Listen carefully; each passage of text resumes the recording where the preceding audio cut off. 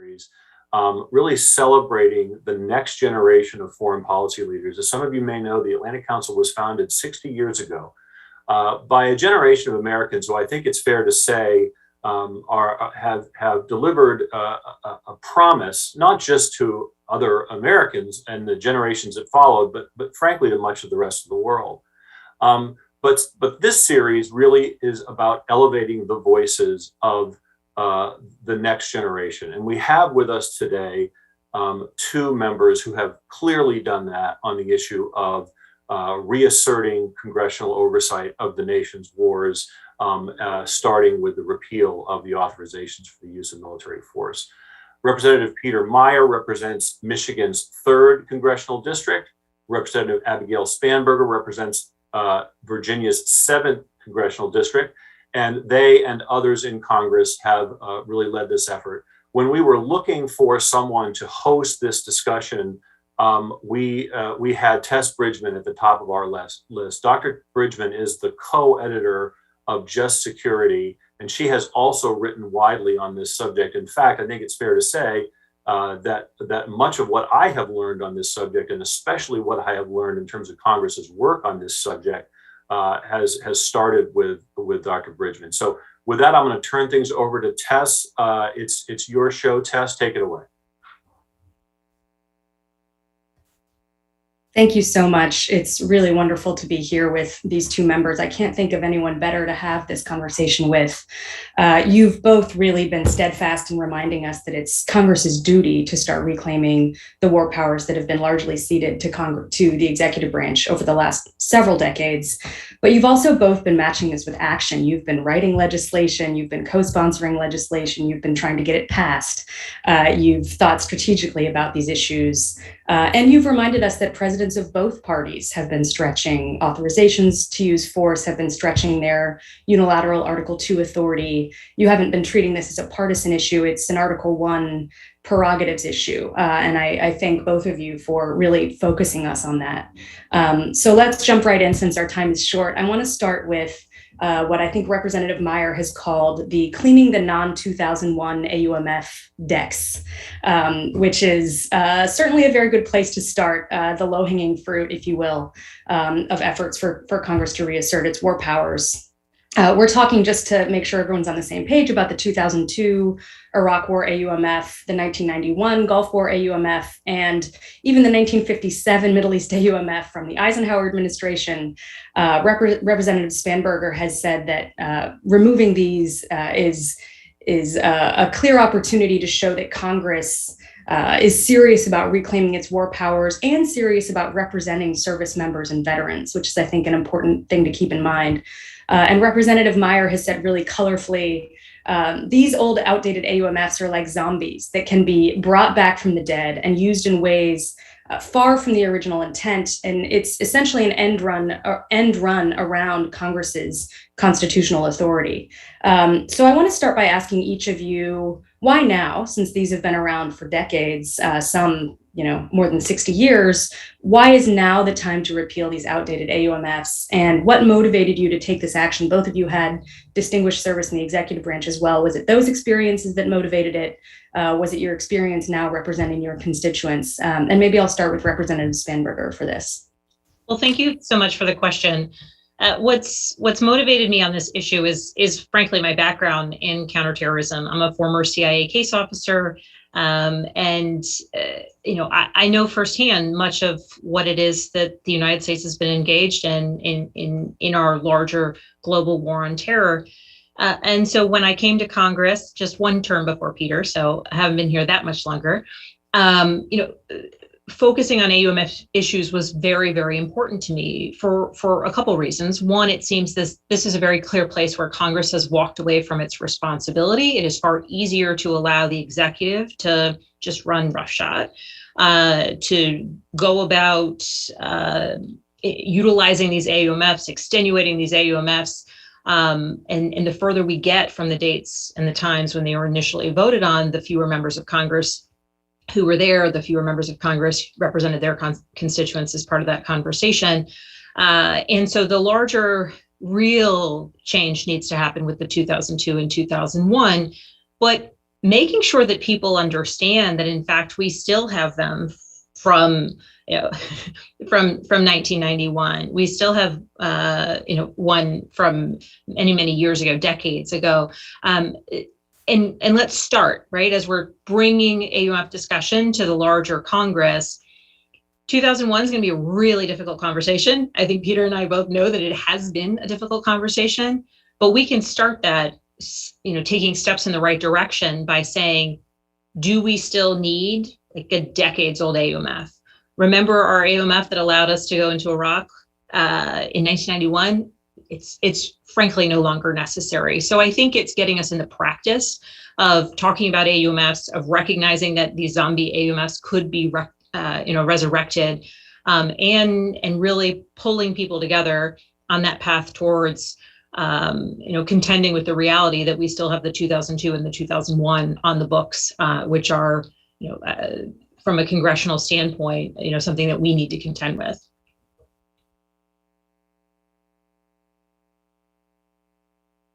Representative Meijer, we'd love to hear from you on this as well. I know you've written some very similar points to what Representative Spanberger just raised, but would love to hear anything you'd want to add. No, absolutely. I think Abigail really touched upon a lot of those key elements well. I would just say that I think there's a shared recognition that the 2001, this is the War on Terror AUMF. This is the authorization that's been used in 19 countries against Al-Qaeda, against groups that Al-Qaeda was fighting, against groups that didn't exist on 9/11, against groups that didn't exist on 9/11 that Al-Qaeda was fighting. So it just gets very, very messy, very tricky, but that has basically underpinned the War on Terror. All of the other AUMFs, now the O2 was used this millennium, and it has been used, or it has been the secondary justification, not the operative justification, but the secondary. So it's, there's a little bit of an argument. I'm not persuaded by it in terms of continuing or that there will be any damage if we repeal the O2. I think the broader emphasis here is if we are going to go about the tough work on the O1, we should be laser focused on that. And so clear, before you go and renovate your house, clean everything out that's dusty and filled with cobwebs, bring it to Goodwill, get rid of that stuff so you can deal with the actual task at hand instead of getting distracted by things that are no longer relevant or no longer necessary, but could still pose a hazard. Good constitutional hygiene, as I think you've put it before, which is a nice phrase to use for it. But let's make this a little bit more concrete. And I think the phrase that Representative Spanberger just used, it's easier to allow the executive to run roughshod than it is for Congress to show up and take these hard votes.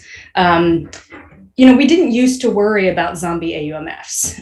It was only in recent decades when presidents of both parties started using old AUMFs for new purposes that Congress never intended, that this became a concern. And at the same time, the War Powers Resolution's fast track mechanism for forcing the president to remove forces from hostilities is broken. You need a supermajority of both houses to make it work. Never going to happen. But let's make it really concrete, right? So President Obama, starting in 2014, argued that the 01 AUMF covered ISIS. You've both just mentioned, right? It didn't exist on 9/11. It was fighting Al-Qaeda at the time this argument was made. And President Trump in 2020 relied on the 02 AUMF for the strike against Qasem Soleimani, even though that authorization was clearly against Saddam Hussein's government. But what should the president and Congress have done in these instances? Do you think those are two instances where the president definitely should have come to Congress before using force? And to put an even finer point on it, if Congress, say in the ISIS situation, had not acted or had voted no, should the president have let Baghdad fall? I'd love to hear your thoughts on what Congress should actually do in those circumstances and the politics of that, if you can get into that. Maybe we'll start with Representative Meijer this time, since we started with Representative Spanberger last time. And just briefly on the Soleimani strike, the 2002 AUMF was a secondary justification. It was principally, President Trump said that under the Article 2 self-defense powers that he has as commander-in-chief, he was executing that to prevent an imminent strike. And then he's like, and by the way, if that doesn't pass muster, I could have also done it under O2. So I think there's a lot of fear, and this was some of the concern around applying the 01 AUMF to the fight against the Islamic State in 2014, there's this concern that if we take away these authorizations, then we'll be tying the president's hands. Then we'll be putting our country at a disadvantage. We'll be weakening ourselves. And I guess tying into that clarification on the 02 AUMF, again, the president as commander-in-chief, Article 2 retains self-defense capabilities. Every strike we've conducted in Iraq, to my knowledge, has, especially against Iranian-backed Shia militias, under both President Trump and President Biden, that has been using the Article 2 self-defense as the legal justification. So that Article 2 self-defense is still there, and there's a longer conversation about whether or not that should be hemmed in or what that looks like. But even if in that case with ISIS in 2014, a court would have ruled that the 01 AUMF didn't apply. Well, if majorities in both houses think that we should be fighting against these folks, and it's not a defensive measure that can be justified under Article 2 self-defense, the simple answer there is to pass a new AUMF. I mean, rather than letting these things lie and trying to stretch and contort them beyond their intent, just pass a new one. And if there isn't the political will in Congress to pass a new one, well, that's sending a very different message, right? I mean, that is itself what the constraint could and should be. I would just add to this, echoing some of Peter's points. I think the question is not, for me, is not necessarily what we should have done in 2014 or what we should have done in the case of the Soleimani strike, but I think it's actually my challenge is not what was done then. I mean, it is, right? But the real issue is that the landscape is what should be different. So the fact that it exists as a possibility that 13 years after the 2001 AUMF, it exists as a possibility that there's just this open AUMF and the president can say, well, actually, ISIS came out of Al-Qaeda, la, la, la, la, la. And there 13 years later, that congressional authorization is utilized for this purpose. Like that is in and of itself the problem, that AUMF is even available for that use. And so, and arguably the same with the 2002 AUMF being available for use as a secondary kind of just in case I need an extra reason for going after Qasem Soleimani. And so that's the landscape issue. That's the problem. Because we should be having conversations all along the way about, 13 years later, 2014, we're looking at what this ISIS threat is. What's the action the United States should take? And as Peter very importantly noted, this is not kind of the self-defense piece of it. This is the offensive. What is the action the United States should take? What do the American people want us to do? What is the United States Congress willing to authorize? And in the landscape where these AUMFs just hang out there available for use, none of those conversations have to happen. And that's to the detriment, I think, of our national security. That's to the detriment of a bit of responsibility, because I do think members of Congress, should have to take those votes and be accountable for them, rather than sort of pointing this president, that president. And then as they extenuate and as we get further and further from the AUMFs, so too do we get further and further from the responsibility of it all. And if I can build on that point really quickly, because I think it's an important distinction between saying, well, if we in the 2001 AUMF, if we would have had a 2-year sunset requiring reauthorization, you could make the argument that you think it should have been reauthorized every year since 2001. And so on the net, it would be the same impact from a statutory authorization standpoint, but procedurally from an oversight standpoint and from a congressional attention and focus standpoint, it'd be very different. If every 2 years, as Abigail said, each member of Congress had to be asking the tough questions. And not just Congress asking those questions, but the executive being forced to articulate exactly what they were doing, being in the hot seat, being forced to sharpen and in a more disciplined fashion, communicate and say, here's our strategy, here's what we're setting out to do, this is why we need you to reauthorize it, rather than just, well, trust us on it. So I think you both have just made a really forceful and eloquent case for outright repeal of the 2001 AUMF. I'm characterizing that myself. I know neither of you actually said that, but the main points you're emphasizing, having these AUMFs hanging around for use, is making them susceptible to the executive branch saying, I don't need to go to Congress, right? Having this idea that, Congress doesn't need to vote because the president can rely on what's out there and has Article 2 authority in any event if there need to be self-defense strikes that are not already authorized pursuant to an existing authorization. Let's just get these things off the books. I tend to think that's a compelling argument, actually, but I want to give you a chance to argue for the alternative if that's in fact what you think. But I want to frame it a little bit differently than it's usually framed. I think people are used to asking, should the AUMF be repealed or replaced? And if replaced, with what? But I think the more direct way to phrase that question that gets to some of what you've been saying just now about Congress having to take these hard votes. Should we still be at war at all 20 years after 9/11? Do we need to have a standing force authorization for a strike tempo that looks like war? And if so, specifically against whom? Who should the United States be fighting in a war in 2021, 2022?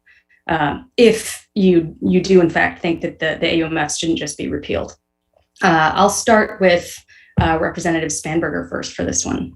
Okay, so I'm going to actually sort of piggyback my answer on what Peter was just giving as an example of why, if in 2001 there had been an authorization for a set period of time, 2 years, 3 years, and then subsequently Congress needed to reauthorize, in that scenario, as he laid it out, there would be a constant pace of oversight, of knowing exactly where our service members were or were not deployed, understanding the full scope of whatever those operations were. However, in the absence of that, in the case where these AUMFs have been stretched, and I'll speak specifically about the 2001 because that was your question, in the case where the 2001 has been stretched and operations are in multiple different countries on various different fronts, operated in many different ways, we find ourselves in a place where, while there has been congressional oversight, to be clear, it hasn't been at the level or with the focus that it would have otherwise been if it was constantly a question of, do we continue this military operation? So I actually think that we're in a place where there's not necessarily all of the information available for people to make a very, very finite decision. And so, frankly, at this point in time, I advocate for a discussion towards replacement.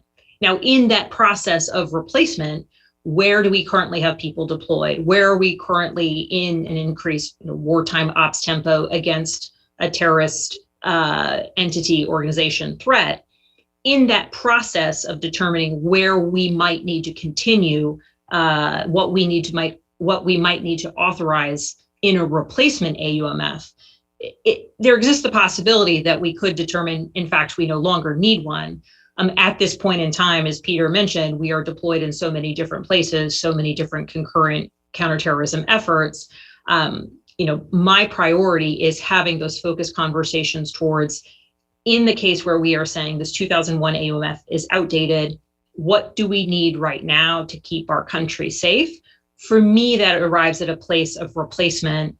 But in doing that, we will be so finite, ideally, that we will answer many of the questions that, frankly, have gone unanswered for 20 years.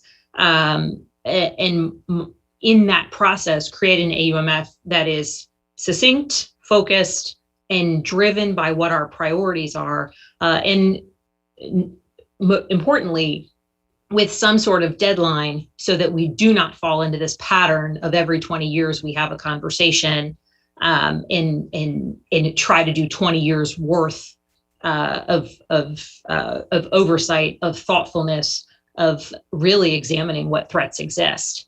And I'll stop there. But I think this question can continue quite a bit on this one. Dr. Bridgeman, it's a very good one. Yeah, plenty more to say on that. And I think that was a really helpful way to think about it is what do we even need to know to make this determination? Congress needs to show up to do hearings theater by theater, country by country, group by group, program by program. I'd be interested to hear your thoughts on how they should actually do that oversight in order to make those finer determinations you're talking about. But first, I want to give Representative Meijer a chance to respond to this question about repeal versus replace, and do we need to be at war 20 years after 9/11? I mean, I think clearly we need a replacement with a sunset and with a much more narrowly defined set of targets. And again, I'm not willing to say, oh, well, you should have Al Qaeda and the Islamic Maghreb on there, but not Al Shabaab, or kind of where we're making those distinctions right now, because, well, and this is kind of the fundamental problem. What's the strategy? Right? I mean, what is our goal? What are we driving towards? I mean, right? If I had to distill down my frustration with our foreign policy apparatus as it stands right now, or at least on national security foreign policy, our interventions in so many places of a military context are all around, dropping precision guided munitions on somebody, dropping a Hellfire or a JDAM or whatever, with this idea that, like, well, if we kill this guy who's a bad guy, things will be safer. And that is a tactic. Is that tactic aligned with the strategy, or is it just a futile exercise for some bullets on somebody's promotion report? I mean, I think we saw this really encapsulated well in that airstrike that was purportedly against an ISIS Khorasan VBED in downtown Kabul. And the preponderance of evidence suggests that it struck a local national employee of a US-based NGO and killing his family, including a cousin or brother that was a special immigrant visa applicant because he worked for US forces. I mean, if there's anything that illustrates just how warped and unintelligible these conflicts have become, it's those targeting operations that not only are they not achieving an objective, they may very well be encouraging recruitment by terrorist organizations, turning away natural allies and making us less safe in the long term. So again, that's where I think I would be more than happy if I felt like I had good information right now from the executive, if there was an elucidated strategy on here is what we're setting out to do, because then you can actually align tactics to an overall initiative and know where we're going. But if we don't know where we're going, then any road's going to get us there. If I could just add to that, in talking about the strategy focus, as Peter just did, when you know what your strategy is, then you can move towards with the tactics. And while we're talking about authorization of use of military force, right, we also need to be talking about our diplomatic efforts. We need to talk about our intelligence sharing efforts, outside of kind of the operational aspects. But if we're looking to get at a terrorist threat that exists in the world, part of that can be achieved through diplomacy. Part of finding who our allies are, making sure that we're optimizing those relationships. That is part and parcel of what needs to be that longer term strategy that, yes, in many cases does involve military engagement, but not in a silo, not on its own. And absent that strategy that is clear and defined and with a roadmap forward, I think it's much easier to fall back on, well, this is an AUMF, so it's military force, and all of those other factors that can be so beneficial to our nation's ability to project strength, engage allies, keep our country safe, thwart the growth and the recruitment of terrorist organizations throughout the world, where we are giving up elements of what should be a broader, very diversified portfolio of programs and tools that we can use. That's vitally important to think about long-term goals, not just in terms of what can we buy with military force, but what should our overall strategy be and how can it be sustainable?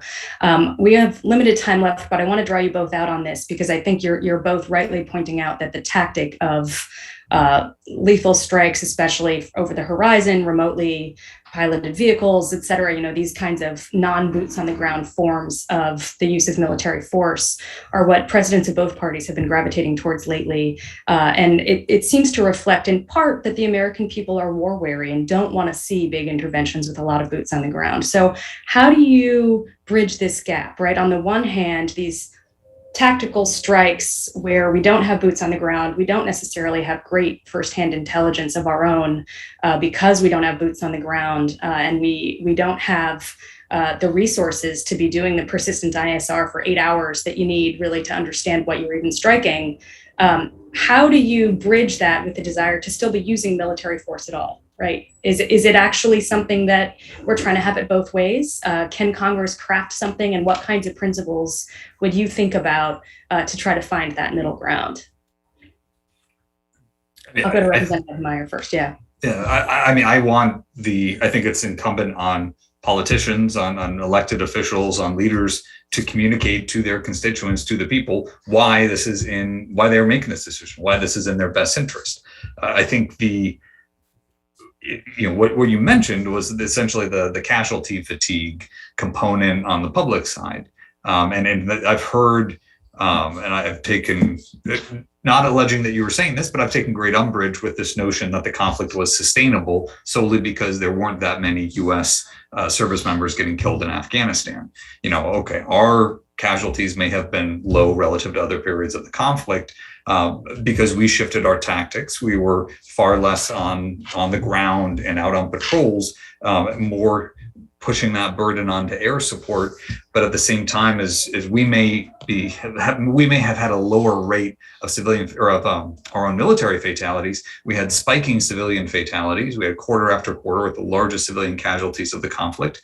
And then we also had just incredible numbers of Afghan national security forces getting killed. I mean, from 2015 onwards, it was on a per capita basis similar to US fatalities in World War II when it comes to a percentage of population. So I think that's where it's an important consideration, that political dynamic, but that's where the job of members of Congress, the job of the president, the job of our senators should be to articulate why we need to do this to keep the country safe. And frankly, if they can't articulate that, then why are we doing it in the first place? I'm supposed to be cutting us off, but I do want to turn to Representative Spanberger and just let you know that this is the last word. Oh, perfect. Well, thank you. Then thank you so much for putting this discussion together. I think that with what Peter's point just was, it's about the tactics are somewhat not what should drive what the authorization needs or should be.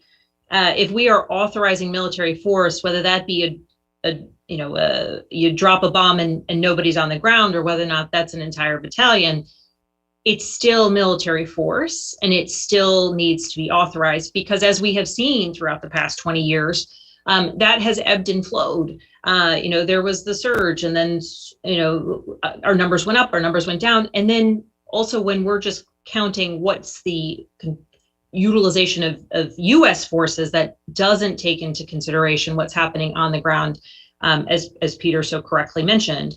So no matter the sort of military tactic we are employing, at the end of the day, if we are utilizing military force, there should be an authorization of use of military force. And we should, as legislators and as the United States Congress, be debating whether to utilize that force, whether it's a soldier with a gun or a drone flying overhead. And absent that,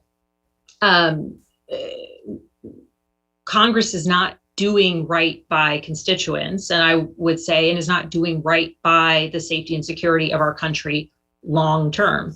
And I think that's why, I think speaking for both of us, we have been so passionate about this issue, because it really is what we choose to do now really either hits reset into the future, or we choose to accept into the next 100 years that this is just how we function. And I just don't think that's acceptable. Thank you both for this incredibly rich conversation. I wish we could keep going for another half an hour. And I couldn't agree with you more that this is the key moment to be grappling with these issues. I'll turn it back over to our organizer and host, Chris. Thank you both again. Thank you so much, Tess. And thanks to everyone who joined us online today and to the Atlantic Council's exceptional events team. And on behalf of my colleagues at the New American Engagement Initiative, I want to extend a special thank you to Representative Meijer and Representative Spanberger for joining us today and for their leadership on this important issue. If you like this discussion, please mark your calendar for our next event in our Future Foreign Policy series on October 5th with Representative Joaquin Castro. At NAEI, we are committed to challenging conventional wisdom and questioning key assumptions in order to advance a wide-ranging discussion about how the United States engages with the rest of the world. For those of you who would like to learn more about NAEI's work and mission, please visit our page at the Atlantic Council. Thanks again.